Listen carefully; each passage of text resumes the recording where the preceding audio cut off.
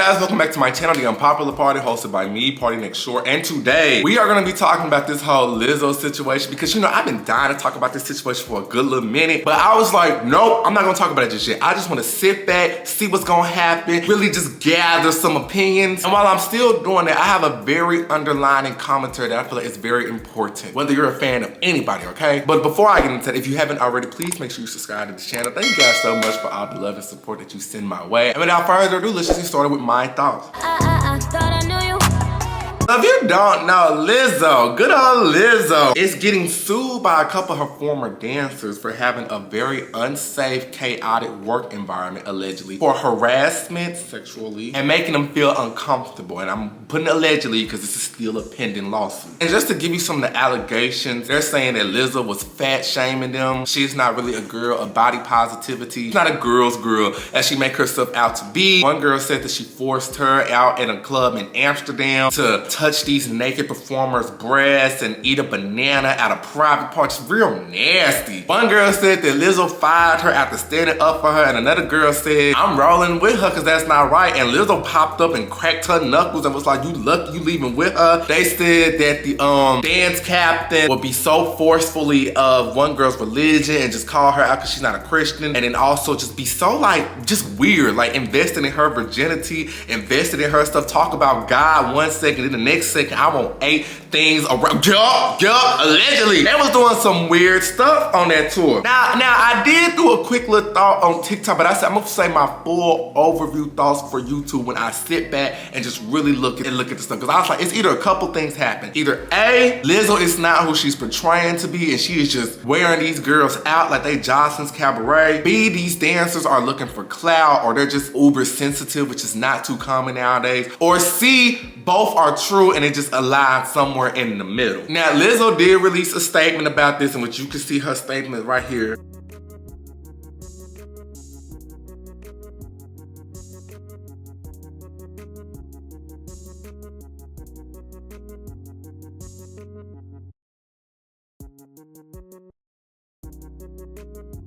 I saw that the girls, they was getting interviewed by, you know, TMZ, and they was stating how they feel. I think for both of us, there was like this always looming feeling of thinking that if you didn't do something or you didn't adhere to certain suggestions or demands, that your job could be in jeopardy. Go along with like what she was doing and, you know, be down for anything. That they were favored, they were hired for more shows, they were invited on, you know, like private jets and to do cool things, and, you know, could hang out with her in like tropical settings like Hawaii and stuff like that. And then I was like, I think they just being sensitive. But then more people just started coming forward. The director said that she had to back out because she was witnessing some unfair things. But she said, look, I'm not involved in this lawsuit, but they not lying in so many words. This one girl came out and said how Lizzo stole her man. I first met Lizzo late 2016, 2017-ish. She and my boyfriend were co-hosting a show on MTV called Wonderland. And no, she wasn't very nice. She wasn't very nice to me. I knew she didn't like me, but the people around her were nice. Like her sister seemed nice.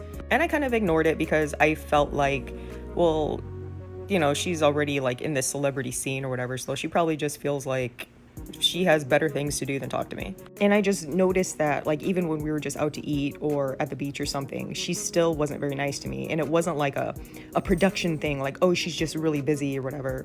She just didn't like me. She didn't say anything that was mean, but she was really like standoffish, or like wouldn't talk to me, you know? Like when I talked to her, it was kind of like, oh, okay, like get the fuck away from me, I don't want to talk to you. So yeah, I eventually found out that she and my boyfriend had something going on, ex-boyfriend. And that was that. I left the relationship. I mean, yeah, it was heartbreaking. I mean, I was with him for 10 years. I supported him through everything. And when he finally got a big break, he left me for Lizzo. Also, side note, I didn't like how some of y'all was in the comment section talking about oh, she just mad that a big girl took her man. You get your man taken by anybody. Is it gonna feel good? No, I think she's smart. She took an opening when people are already against Lizzo right now, because she knew if she would have brought this story out when Lizzo was hot and on top, people would have just looked at her sideways. And you were strategic, petty, and you look into the long term of things. She knew, oh, this is the perfect time to put this story out here. I ain't mad at her. But yeah, the whole she mad a big girl took her man. No, she's just upset and venting about it as a woman who got her man taken by another woman, especially a woman who preaches about, I'm for the girls, girl power. No, if those claims are true, you know, we move with the word allegedly around here, but yeah. And then another girl came out and said, like, you know, she was a big fan of Lizzo's, but she worshiped the ground she walked on. We're gonna talk about that later. But Lizzo stole her concept, and she's not a good person she claims to be. Now, before I get into Lizzo, that dance captain, whatever her name is, whatever they say she did it. Because just looking at the video that she did after her allegations. Hey everybody, I just want to get on here really quick and say God is so good. God loves you so much. No matter what you're going through, even if you don't love him, he loves you. Glory to God. I just want to remind you that he is love, he is truth, he is the light, he is the first and the last, and all things work together for those that are called according to his purpose. Yeah, I went to school with people like that. She did it. Now, as far as Lizzo herself, not gonna lie, me personally, I have never been like that big of a Lizzo fan like that because I love her music. Her music eats down. I'm not gonna sit up here and just be like, she don't give us a goodbye, because for a good little minute there, am I ready? That was on replay in my car. So I can never knock her of her music or her talent. But what turned me off personally as a consumer, I always felt like she pandered more so to sympathy. And she let that be the forefront of her career. Because she's very talented. She played the flute, she's instrumental, she write her music, allegedly. But she do all these great things. But once she started bending over and twerking and then trying to embrace her sexuality and body positivity, I was like, cool, that's what you want to do, that's what you want to do. But I was like, we finna see if that's her for real or just for play when they start criticizing her, because it always comes with criticism. And they did, they criticized her. And I feel like Lizzo gets the same amount of criticism as any other celebrity. I feel like that's just what comes with the industry. Like once you break out into the entertainment industry, like yeah, it's a lot of perks that come with it, but you have a lot of haters and trolls, and they will troll. And that's just what it is. And that's what people always say, it's a tough industry. That's why they say if you come into the industry, you just gotta develop tough skin and just let that shit roll off your skin and just know like, I'm Lizzo. So I feel like as a celebrity, you gonna get criticism. They just so happen to be talking about Lizzo. Wait, but it's the same amount of criticism as if they talk about Chloe and just be like, she do too much. Or the same type of criticism they'll talk about with Sexy Red and she's too sexualized. They criticize Cardi, she can't rap. Nicki, she's a grandma. Like, you know, it's the same amount of criticism that everybody gets, especially as a female rap artist, because the men don't really get that. That's why with Lizzo personally, I may not rock with her, but I'ma always rock with a female rapper first. At least they get on stage and they try to give you something. They try to, you know, guys, they just go up on stage but they just white t-shirt, jeans, what's up, y'all? At least they try to do something. Anyways, back to Lizzo. But once they started criticizing her about her weight, I could tell that it was affecting her. And which me personally, when I saw Lizzo, every time I have talked about Lizzo and stuff like that, her weight ain't never been a problem for me, baby. I'm from the South. She look like a regular old woman in Kroger to me. I'm from Memphis. Lizzo ain't no big girl like that for real. I always just got onto her for her antic. But I just remember when she would get on live and she would just be crying. Sometimes I feel like the world just don't love me back. But when she started all that crying stuff, I was like, okay, what is your brand? Do you give up or do you not? Because you walking around here, I don't care, I'ma be me unapologetically. So that's your brand. You can't get online and start crying when the trolls start trolling, because they gonna forever troll. And once they see you sweat, now they know where to get you at. Because you give a F, and it's okay. I'm sensitive. I'll never let y'all see me sweat. So that was my only with Lizzo. I just don't like when artists leave with sympathy and they start getting babied and the fans start being, oh, just say you don't. No. Because I've done a video on Lizzo before and it's always just been, I don't care for the antics. With this situation with the lawsuit, a lot of people was upset. A lot of people was disappointed. A lot of people was like, what? No, not Lizzo. And what I think happened, honestly, I mean, I don't think Lizzo was just telling them like, oh, you big, you fat, this, that, and the third. But I think if you see her reality show, she tell them like, you know, we gotta stay in shape. We gotta keep our weight in control. It might have took that as her body shaming them. Like from the clips I've seen of her show, she'd be telling them like, look, we work out, we gotta stay in shape over here. And from what someone said, it's very common in the dance world. Not saying it's right, it's the mindset people have. Now that banana situation, I ain't gonna lie, Lizzo do give me weird girl vibe, and she into that weird stuff. And I'm making no better interviewer. She was like, oh yeah, I can't wait to see that banana show. But I'm trying to go to the show where you eat the banana out the pussy. Which one is that? This is a banana bar. Well, that's the banana bar? Yeah, you and they have the banana in the coochie? And ping pong balls. And you have to go. Yes.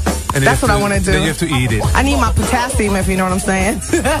She probably did take them dances, but I feel like you can't force somebody to do nothing you don't want to do. I get being under distress because you're in an uncomfortable environment. You're like, okay, I'll go along with it. But I can see that situation, you know, Lizzo being a weird girl and just playing too much. You're like, chill, I don't want to do it. And then started cheering, oh, you scared? Do it, do it. You know that person that like unintentionally puts you on the spot, just like, bro, chill, and you just go ahead and do it. Like, Lizzo giving you play too much vibe. Shit may not per se, if you don't do it, you losing your job, but you still putting somebody under distress. So both sides are telling their version of the truth. It's just in the middle, it's one of those, how you perceive it, you know what I'm saying? But at the end of the day, I don't know. These are just speculation. I just feel like people have to stop putting these celebrities on a pedestal. Be mindful, y'all, it's raining outside. But as for me, I can't say what Lizzo would or wouldn't do, or if I like or dislike her personally. I don't know Lizzo. I ain't never met the girl. I ain't never sat down, had a drink with her. I don't know what her morals and values are for real. I just know what she's promoting and what her brand is. But I feel like that type of practice is more common than none in the entertainment industry. Majority of these celebrities are fake. They don't really care about their platform like that. Like, you may run across some that actually do. And some of them start off caring, but they realize they gotta keep the money and endorsements rolling in. How do you do that? By having a good relationship with your fans. That even go for my personal fave. One of my favorite rappers is Drake, but I'm not gonna lie, I don't really watch Drake interviews because I cut it off. Because I be a couple seconds in, I be like, oh, he kinda cringy. So for me, I'm like, let me just listen to the music. I don't know Drake, but I know I became a fan of his music. But he could be doing some crazy things behind closed doors. And that's not my place to investigate or find out. It's okay to have fans, and it's okay to have people that you see that you relate to, like, yeah. But in this day and age, in this culture, people take it a step further when they start becoming stans. And them stans are brutal. Maybe because, you know, they hide behind profile pictures and stuff, and they just make their favorite their whole identity. Every time they're on Twitter, they're talking about this celebrity, they're talking about this person, they're hating on the opposite. It's just crazy. It's just weird to me. And what made it weirder is because, you know, a lot of this time you expect this activity out of kids. You just be like, okay, these are kids. No, majority of the time it be grown people, like full-blown adults. And I feel like these stans, they start to develop these parasocial relationships. Now, what is a parasocial relationship? Parasocial relationship is a one-sided relationship where one person extends emotional energy, invests in time, and the other party,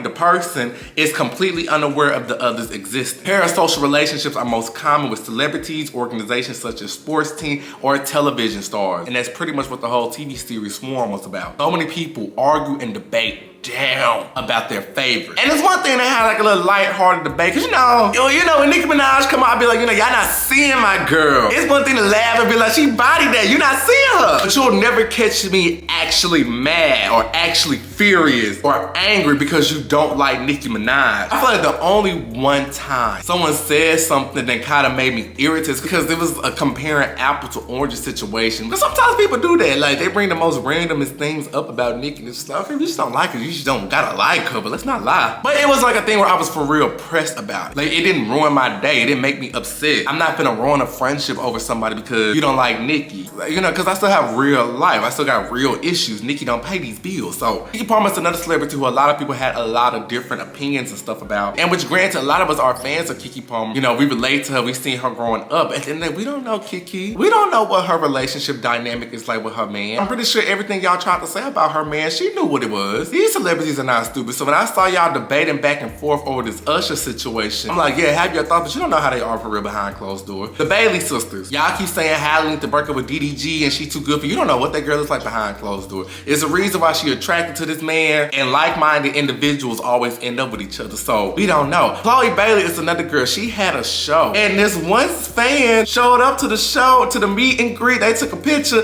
I did a TikTok on it. Then she got home and was like, oh, Chloe, she was subbing me, feeling like her tweets or TikTok was directed towards her. And people are like, what facts do you have? And she's like, well, I just felt like, you know, we had this relationship and stuff I would tweet out, she would tweet out, I tweeted out, my favorite color is blue, and she popped out in a blue. I'm sure Chloe didn't know this girl. Chloe probably was just taking a picture with a fan. But that's what I'm talking about, these parasocial relationships. She related every little thing and every little whatever Chloe did and personalized it. People personalize so many things and look at these celebrities as God when they're not. They're just like you and me. They got problems just like we do. They got bills just like we do. And they're living their life under a microscope. Everything they do, the world has to put their 2 cents in. That's why it's an old saying, like, you know, never meet your idol, because they'll never appear how you think they are. Even if I do meet my favorite artist, I wouldn't want to form no friendship or form no interpersonal relationship with them, because let me just keep the viewpoint I got of you in my head right now. What if I do meet up with Drake and I don't like him? It means I gotta delete a whole bunch of songs off my playlist, and I'm not trying to do all that. That one artist who said that Lizzo copied her, she said in that TikTok, like, oh, I worship the ground that Lizzo walked on. She could be joking, but that's the problem right there. Like, let's be for real. You're another big girl making body positive music. music. You are her competition, whether you know it or not. Doesn't matter if you're a fan or not. You enter that realm because you're doing the same type of thing I'm doing. Like when rappers sign to other rappers that are actively rapping, they're not gonna push you as hard because you're my competition. And I guess she was excited and she had all these ideas about what they can do on the show, but now they done stole all her concepts, allegedly. And I don't necessarily think it was Lizzo herself, probably her team, but you have to be very careful and mindful. If you already have a team and you already have a back, and you don't need like no other artists to hit mainstream. It's not even all that being mainstream. I feel like it's a price for fame, and going mainstream is pricier and pricier. So how much are you actually willing to pay? I tell people all the time, everything that glitter ain't gold. So that's why you just have to relate to the message and not the messenger. Tabitha Brown, that's one motivational speaker. I like her. I like what she has to say. I like her videos. Hello there. You know, that made me feel all warm and fuzzy. But if Tabitha Brown was ever caught up in some mess and she was canceled, she turned out not to be the person that she really was, that'll be messed up, and that'll be like a, dang, you too, Auntie Tab. But I wouldn't just disregard the stuff she put out there, because the stuff she put out there is true, it's universal. Love yourself, put yourself first, take time, give yourself grace. All that stuff is still true. So I wouldn't just give up on life because Auntie Tab got canceled. I would just take what I can for myself and just hold myself to a new standard. Hopefully Tabitha never gets caught up, but I'm just saying. Also, side note, I ain't gonna lie, part of the reason why I was like, Lizzo ain't do this, because they said Lizzo got to herself when she was cracking her knuckles and ready to fight and stuff like that. The reason why I said that's not true, because if Lizzo was gonna fight anybody, she should've whooped Azalea Banks'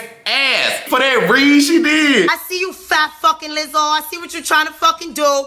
You stole Cupcake swag, bitch. And now you all out here talking about I'm a female rapper. You ain't no fucking female rapper, bitch. You don't got enough fucking sex appeal to be no fucking female rapper. Don't let Craig Kalman gas you, Lizzo. You still fucking a fat, boring. You still a fat, boring hipster rapper, bitch. You're not fucking with Cupcake. You're not eating Cupcake. And I'm sorry. I know that's really why. That's really the reason why Cupcake feeling like she want to quit, because she see her all her fucking magic being fucking torn to fucking shreds by Fat Lizzo. I hate you, Fat Lizzo. I fucking hate you. Baby, at that point, what is there to say? It's just more so what we about to do, because what? Okay, y'all, that's just my 2 cents on this whole Lizzo situation. You don't have to agree, because this is the unpopular party, but just respect it like I'm gonna respect your opinion. How do you feel? Put that all in the comment section below, and I will see you guys in my next video. Bye.